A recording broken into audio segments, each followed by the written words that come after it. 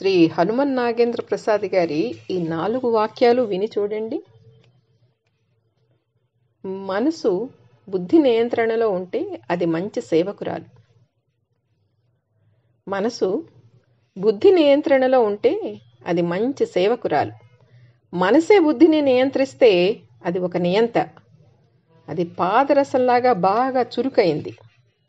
చేతికి దొరికినట్లే ఉంటుంది, కానీ తేలికగా జారిపోతుంది. భవబంధాలకి, మోక్షానికి, రాగానికి, ద్వేషానికి, భయానికి, ధైర్యానికి, సంకల్ప వికల్పాలకి, శాంతికి, అశాంతికి అన్నిటికీ మూలం మనసే. మనసును నియంత్రిస్తే ప్రశాంతత, శాంతి సౌఖ్యాలు లభిస్తాయి.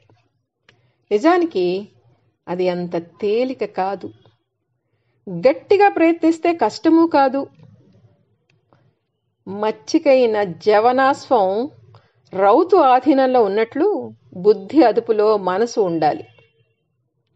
రౌతు కోరిన చోటికి గుర్రం వెళ్ళాలి, కానీ అది తీసుకుపోయిన చోటికల్లా రౌతు వెళ్ళడం కాదు. మాలిమి చేసుకున్న మనసు మాత్రమే బుద్ధి ఆధీనంలో నడుచుకుంటుంది. మనసు మాయాజాలం మాటలకి అందినది. మాయుడు సభని మరిపించే భ్రమణ సౌధాన్ని కల్పిస్తుంది. తనది కాని దాన్ని తనదే అన్నట్లుగా, క్షణికమైన దాన్ని శాశ్వతం అన్నట్లుగా భ్రమింపచేస్తుంది. మరులు గొల్పుతుంది, మురిపిస్తుంది, మరిపిస్తుంది. బుద్ధిని ఉపయోగించి కానీ ఆ మాయ నుంచి బయటపడలేం. రాగద్వేషాలతో నిండిన మనసు ఉన్నది ఉన్నట్లుగా చూడనివ్వదు. అది ప్రసరింపచేసే రంగురంగుల కాంతిలో గాజు ముక్క కూడా వజ్రంలా కనిపిస్తుంది. బుద్ధి అనే సూర్యకాంతిలో గాని వజ్రానికి, గాజు ముక్కకి తేడా తెలియదు. మనసు నిజ జీవితానికి భిన్నమైన గొప్ప ఊహా ప్రపంచాన్ని సృష్టిస్తుంది. అది విశ్వామిత్రుడి త్రిశంక స్వర్గం కన్నా మిన్నమైనది. ఆ కాల్పనిక జగత్తులో మునిగి తేలేవారు నిజ జీవితాన్ని దుర్భరం చేసుకుంటారు. కొంతమంది పలాయనవాదాన్ని చిత్తగిస్తారు, కొంతమంది మద్యపానాన్ని ఆశ్రయిస్తారు, కొందరు తమ బాధ్యతను, కర్తవ్యాన్ని భగవంతుడిపై నెట్టేస్తారు. అటువంటి వారికి మద్యపానమైనా, భగవంతుడి ప్రార్థనైనా పెద్ద భేదం లేదు. ఎన్ని చూసినా, ఉపనిషత్తులు చదివినా, భగవద్గీతని కంఠస్థం చేసినా వాటి సారాన్ని నిజ జీవితంలో అన్వయించుకుని ఆచరించగలగాలి. అప్పుడే వాటికి సార్థకత. మనిషి బలం, బలహీనత రెండూ మనసే. మనిషిని దైవత్వానికి చేరువ చేసేది మనసే.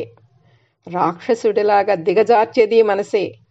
బలహీనమైన మనసు ప్రతి అల్ప విషయానికి ఉద్విగ్నభరితమవుతుంది. ప్రశంసిస్తే ఆకాశంలో విహరిస్తుంది, విమర్శిస్తే పాతాళానికి కుంగిపోతుంది.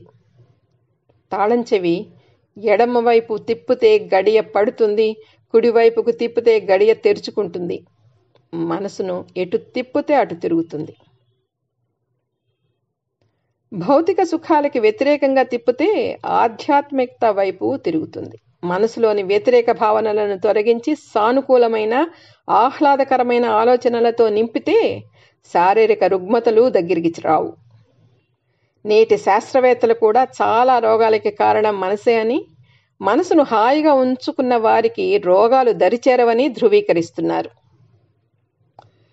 ధర్మబద్ధమైన కర్మలను నిష్కామంగా ఆచరిస్తూ బుద్ధికి, మనసును అప్పజెప్పి జీవనయానాన్ని కొనసాగించాలి.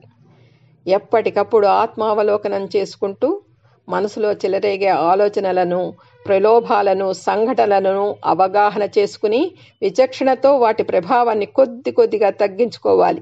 అప్పుడే కర్మేంద్రియాలు, జ్ఞానేంద్రియాలు దారి తప్పకుండా ఉంటాయి.